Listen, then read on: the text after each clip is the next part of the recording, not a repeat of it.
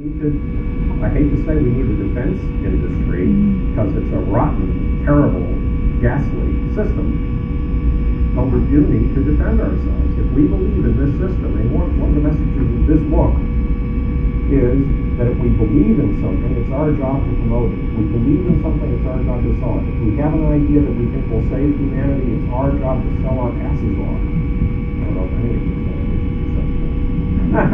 know. But at any rate, and so we do have to confront these problems, and even though people like me loathe war and march against war, we do have to prevent war by recognizing that we do have enemies who are damn serious about getting rid of us, and that in the course of history, many a civilization has died because it failed to recognize the challenge of the barbarians. By the way, the people who drove those planes and flew those planes into the World Trade Center were the very opposite of illiterate. They were the sons of wealthy men. They had great, fabulous educations. Remember us in our youth.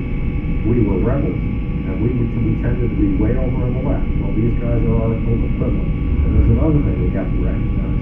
They are some of the most ferocious idealists on the face of the planet, because idealism is absolutely necessary. I wouldn't want to live a minute without it.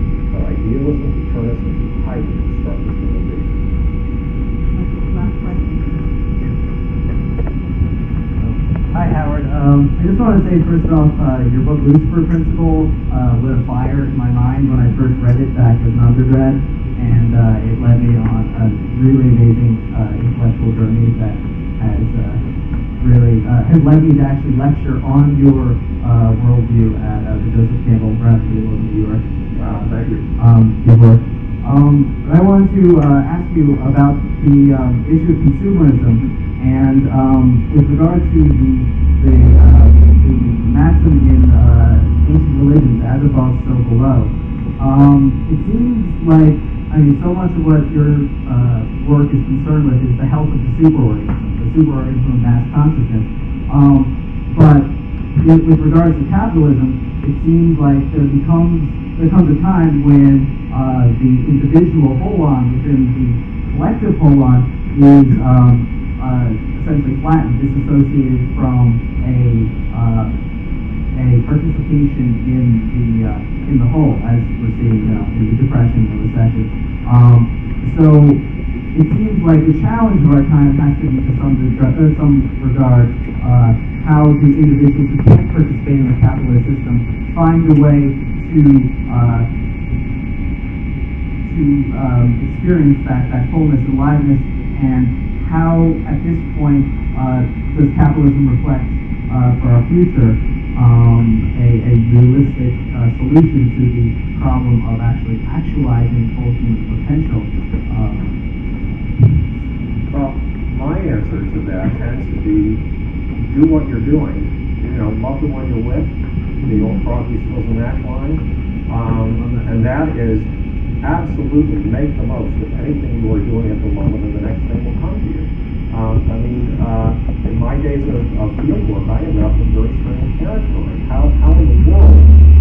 Somebody walked up to me one day and said, "You want to edit a magazine?" When I was a kid, Albert Einstein, in the introduction to one of his books, said something very simple to me. He said, "Look, Trump," he didn't use that word. If you want to be a genius, it's not enough to come up with a theory only 7 men in the world can understand. You have to be able to come up with a theory only 7 men in the world can understand, and then be able to explain it so clearly that anyone with a high school education and a reasonable degree of intelligence can understand it. In other words, Albert Einstein said, "You want to be a scientist, kid? You have to be a writer." So when somebody walked up to me when I was, God knows, 26 years old or something like that, and said, "Do you want to edit a magazine?" I said, "Yes." I didn't ask what the magazine was about.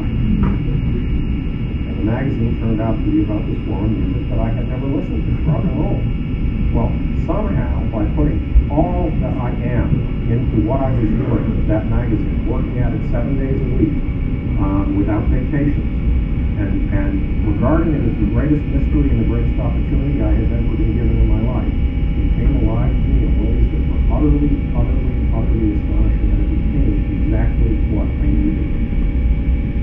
So one answer, and there are many answers, one answer is put your whole freaking heart and soul, everything you are doing